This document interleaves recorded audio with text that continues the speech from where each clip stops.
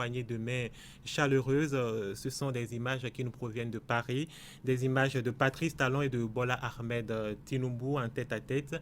Les deux chefs d'État ont affiché leur volonté de redéfinir les relations entre Porto Novo et Abuja. Alors, Marcel Zoumenou, au sujet de cette actualité, on lit cette interrogation à la une de la parution du lundi 26 mai dernier de votre journal, La Nouvelle Tribune. Nouvelle ère dans les relations Bénin-Nigeria, soumission ou réciprocité? Qu'est-ce qu'il faut en comprendre? Dans les relations entre les deux pays, il n'y a pas que le Bénin qui tire profit du Nigeria, le Nigeria aussi tire profit du Bénin. Et donc, cette phrase avait donné l'impression que, pour qu'on s'entende avec vous, nous allons faire tout ce qui vous plaira.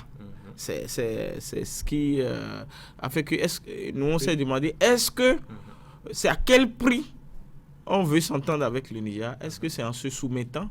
Parce que c'est quand même le géant de l'Est, et je crois qu'un ancien président avait l'habitude de dire que le Bénin est le 37e État du Nigeria. Je ne crois pas que ça soit cela. C'est un petit pays à côté du Nigeria, mais c'est un pays qui doit garder sa souveraineté, même si on est condamné à coopérer économiquement avec le Nigeria. D'accord.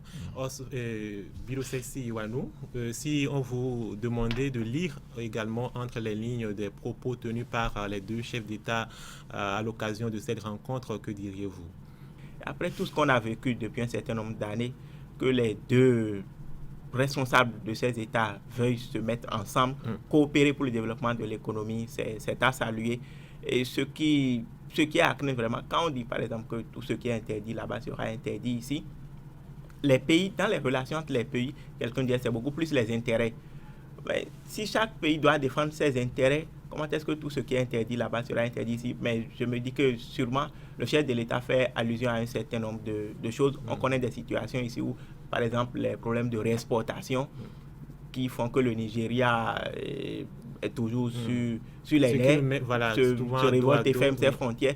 Donc si on vous dit par exemple on ne veut plus voir ça, pour qu'il y ait de bonnes relations entre vous, c'est toujours bien de revoir ces points.